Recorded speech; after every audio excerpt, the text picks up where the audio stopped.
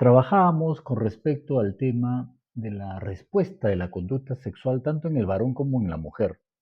Y veíamos justamente, a modo de entrar en este tema, ese meme, ¿no? En la cual ustedes pueden percibirlo, que era, pues, algunos casos risible, en otros casos ofensivo. Sin embargo, así como esto existen ya varias temáticas, hay psicólogos, psicólogas, psicólogos jóvenes, hay coachings que están tratando ya estas temáticas, todo abordando la conducta de la sexualidad humana. Vamos a ir viendo algunas temáticas sobre y como ustedes pueden ver, habíamos ya hecho mención, ¿no? Cómo la investigación científica desde la década del 20 del siglo pasado, 1915, especialmente en 1920, como estamos viendo ahí, ya empieza a cobrar un gran interés para entender las conductas de la sexualidad humana dentro del ámbito de la psicología, la neuropsicología, incluso la neurociencia empieza a hablar. Y ahí tenemos uno más emblemático que es Sigmund Freud, que es el padre del psicoanálisis y aborda muchas veces la conducta de la sexualidad del niño. 15. Y a los esposos, justamente a Masters y Johnson, a William Masters y Virginia Johnson, que en ese periodo, en esas épocas, miren, estamos hablando de 1915 que ellos nacen, 1925, o sea, a mediados de 1920, 40, empieza a entrar en esta investigación, especialmente estos esposos, a observar en directo a las parejas durante 30 años, cientos o miles de parejas, para poder entender cómo era la reacción justamente de toda la respuesta con respecto a la conducta sexual. Y es ahí donde establecen justamente este perfil, tanto el perfil de la conducta, de la respuesta, de la sexualidad, tanto en el hombre como en la mujer. Y si vemos el cuadro de la reacción femenina, es muy diferente al cuadro o al perfil que hace la emisión de la conducta sexual del varón, ¿no? Su inicio, su excitación, meseta, orgasmos, y después ahí viene ya la parte de la resolución y el periodo refractario, que en los varones va a variar mucho dependiendo la edad, el estado de salud que tiene, el tipo de alimentación, la actividad física que pueda tener y sobre todo, y muy particularmente la mujer, se añadiría también ese componente emocional, psicológico y cultural. Sin embargo, las respuestas fisiológicas varían, son muy diferentes hasta la fecha donde se ha encontrado. Entonces ahí tenemos estos procesos, el inicio, la excitación, la meseta, orgasmo y resolución, pero en el varón, ¿cuál es el perfil? Si ahí pueden ver ustedes, ¿no es cierto? Es más directo, de la iniciación a la excitación, entra rápido a la meseta, de ahí entran al nivel de orgasmo y resolución. Mientras que en el ámbito de las reacciones fisiológicas, las reacciones conductuales, la respuesta del ámbito sexual en las mujeres, sí va a variar. Y si ustedes ven acá, por ejemplo, hay un notorio perfil que las caracteriza. Demoran mucho más entrar en el proceso de la excitación porque hay un componente emocional, psicológico, cultural, y de ahí ya en la confianza que establece ya con la pareja, el lugar que también le genera mucha seguridad y confianza, entra en ese proceso de meseta y la parte preparatoria justamente para el orgasmo. La particularidad de las mujeres es que pueden lograr varios orgasmos durante ya sea de 10 segundos hasta 60 segundos, según lo que nos establece los estudios, ¿no? Que han testimoniado incluso, y han podido ver que la mujer puede tornar una actividad del orgasmo, de satisfacción, de placer, durante un periodo de 60 segundos, quizás en algunos casos más. Y ahí es donde se les conoce pues como para factor multiorgásmica. En el hombre también se puede establecer el factor multiorgásmico, sí se puede hacer. Se puede sentir orgasmos antes de la eyaculación, durante la eyaculación y después de la eyaculación, pero es un proceso ya cultural y de entrenamiento. Entonces, cada uno tiene pues sus características, ¿no? El inicio es la conversación, la confianza, la excitación, vendría a ser toda la parte, en el varón se concentra en la erección y en la mujer la lubricación, hay mayor incremento, hay más flujos sanguíneos que van a irse justamente en las zonas genitales, ¿ya? Que va a permitir justamente el cambio de color, la tumefacción, ¿no? El grosor, el ensanchamiento, y en las mujeres se va a dar todos esos procesos no solamente de la lubricación, sino una acomodación de los órganos internos. En la meseta ya es un incremento del ritmo cardíaco, ya es una preparación, ¿no?, del organismo hacia la sensación ya más subjetiva. Y en esta maceta justamente se van a ver todos los cambios de colores, la rugosidad, ¿no?, la sudoración, las palpitaciones cardíacas. Y en el orgasmo ya vamos a encontrar unas microcontracciones que muchas veces en el varón no se está percibiendo, que se dan justamente en la parte de la vesícula seminal. En esta vesícula seminal, una vez que se contrae, ya la inminencia de la eyaculación es imposible controlarlo, ¿no? Entonces, y en la mujer también hay una serie de contracciones internas del organismo, como también en partes del organismo, ¿no? De brazos, piernas, se tensa y se relaja. Y en la mujer hay ese periodo subjetivo, como en el varón, de lo que llamamos el placer, la satisfacción.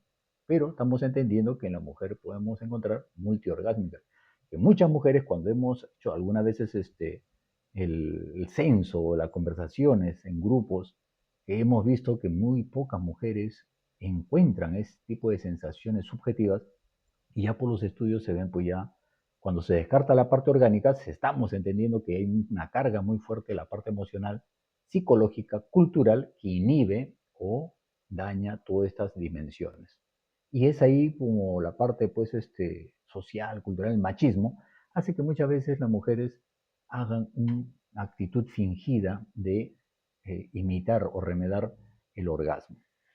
Ahora, esto también lo establece muy bien esta señorita, una psicóloga, sexóloga, nos hace entender que justamente ella explica muy bien. Y vamos a verlo y vamos a escucharlo. Voy a dar, es un promedio de corto tiempo, unos cuantos segundos, para entender justamente a esta psicóloga Fanny. Escuchémosla. Cosas que las mujeres pensamos que son normales en la cama y en realidad no lo son. Una de estas la hacemos más del 60% de las mujeres, así que quédate aquí. Hola, mi nombre es Fanny, soy psicóloga y terapeuta sexual y de parejas, y aquí te va.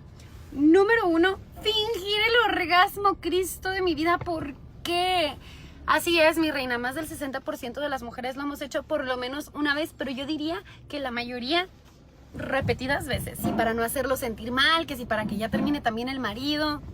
Stop it. Número 2, creer que si no lubricas tu cuerpo está descompuesto. Tu cuerpo no es una máquina, puedes estar excitada y no lubricar, y puedes no estar excitada y lubricar. Al final del día lo único que importa es tu opinión al respecto, lo que salga de tu boca. De ahí lo importante que empecemos a decir la verdad. Y número 3, pensar que si no estás llegando al orgasmo con la penetración, algo está muy mal. Déjame te digo que solo alrededor del 20% de las mujeres alcanzan el orgasmo solo con penetración.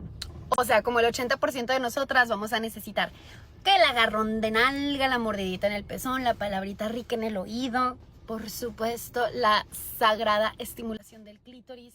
Todas estas es normal que pasen, el problema no es que pasen, el problema es que estés quedándote callada al respecto y que no tengas la información correcta. Interesante lo que está expresando la señorita Fanny al decir justamente de que no todo es la penetración, que eso solamente es un 20%, un 80% pues necesita el repertorio de los juegos previos, de las caricias, de las bonitas palabras que nazcan, como hemos dicho, desde las entrañas de las emociones de la pareja, del varón, hacia su enamorada, su novia, su esposa. Eso repercute bastante en la esfera emocional cerebral de la mujer. Y hablando de la parte cerebral, existen también monitoreos de la neurociencia, monitoreos con resonancia magnética. Las zonas cerebrales son 30 áreas del cerebro que se activan en un proceso del encuentro amatorio y sobre todo en el momento orgásmico. Ya lo vamos a ver en este estudio que hicieron ya Discovery Channel, ya hace muchos años atrás, pero vamos a ver cómo es que estudian estas zonas. Hay 4 zonas básicas. Entre ellos tenemos pues la parte del hipocampo, después el núcleo accumbens, después la parte del cerebelo y cómo empieza las partes sensoriales y motoras, de lo que se hablaba bastante de estas áreas de Penfield, ¿no? Y ya vamos a verlos como respecto para que...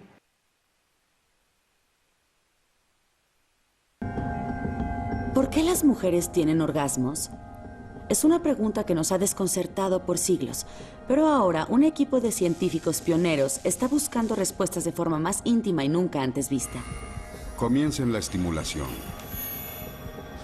Es una tarea desafiante y consiguieron la ayuda de una voluntaria muy valiente. solo hay actividad en la corteza somatosensorial. Es ahí donde recibimos la sensación de estimulación genital. En el interior del cerebro, el hipocampo se activa. Es el lugar donde las emociones y los recuerdos más antiguos se forman. Empieza a subir la temperatura cerebral. Faltan unos cuantos segundos. La levanto. El sujeto ha dado la señal. El orgasmo ha comenzado. Hay una explosión neuronal en el equipo de resonancia magnética. Las áreas motrices, como el cerebelo, incrementan su actividad mientras los músculos se tensan. Entonces, el centro de placer y adicción del cerebro, el núcleo accumbens, se activa. 30 áreas diferentes del cerebro están funcionando.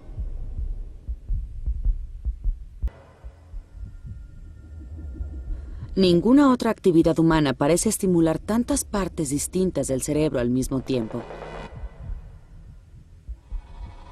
Los principales sistemas del cerebro se activan durante el orgasmo y una de las implicaciones es que si se activan tantas áreas del cerebro se incrementa la oxigenación. Significa que los orgasmos son una gran fuente de oxígeno y nutrientes para el cerebro, así que no pueden ser malos para nosotros, son buenos para el cerebro.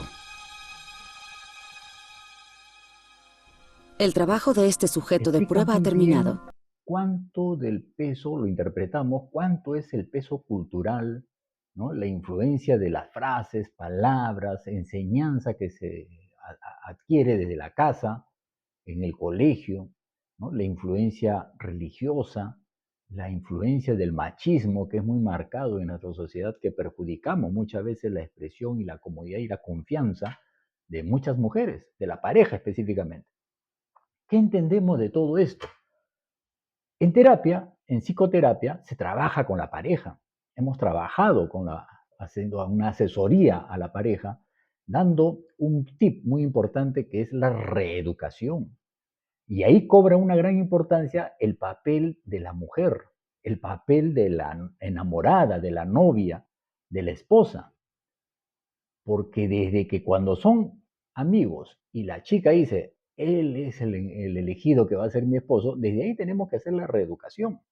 Porque nosotros, los varones específicamente, estamos con una gran carga del machismo que ha dañado y daña nuestros niveles cognitivos, culturales, emocionales, sentimentales y conductuales.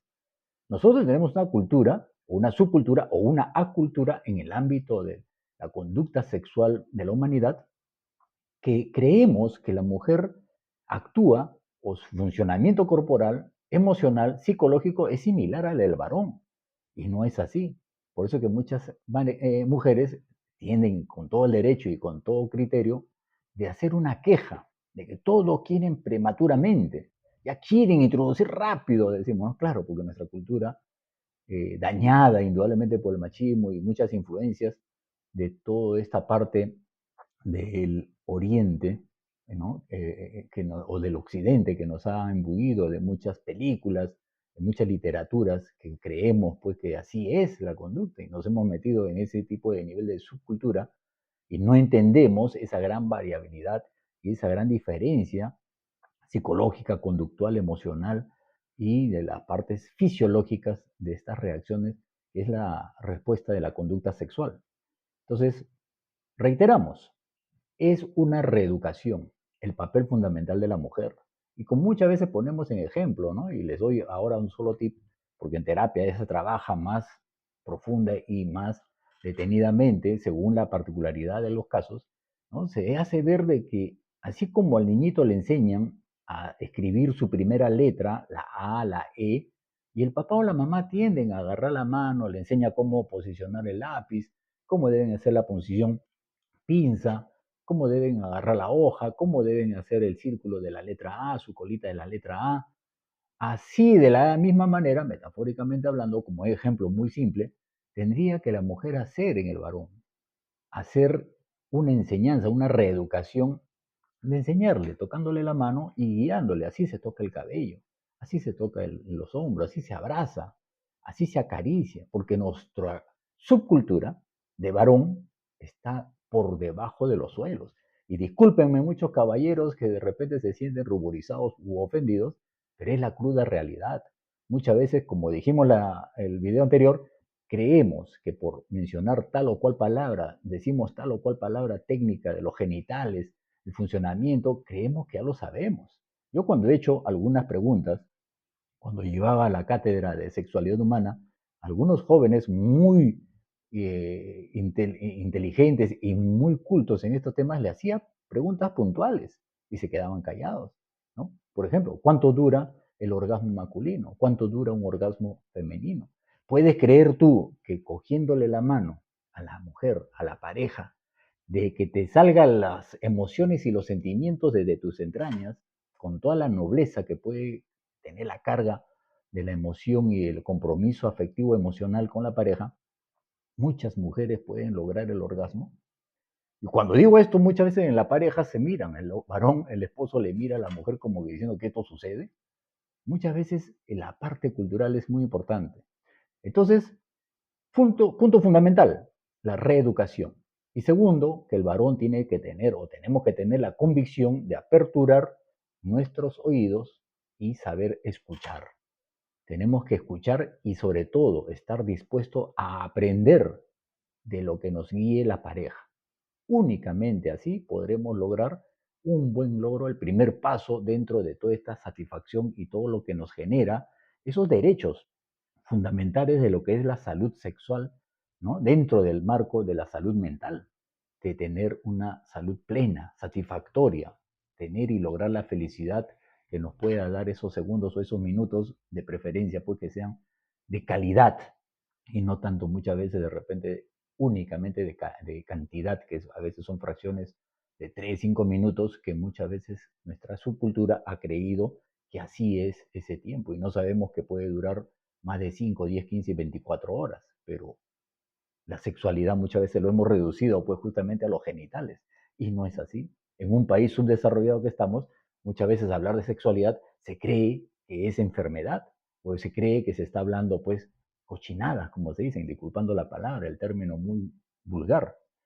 Entonces, esos dos puntos, tres puntos fundamentales, la reeducación, tener aperturados los oídos para escuchar atentamente a la pareja, a la esposa o la novia, y sobre todo estar prestos a aprender desde cero a ser cada vez más humanos. Espero tener comunicación pronto con ustedes y dispuestos a ayudarlos. Ya están todas las referencias que ustedes pueden ver y seguiremos en contacto con otros temas, como decimos, directo a la yugular. Nos vemos.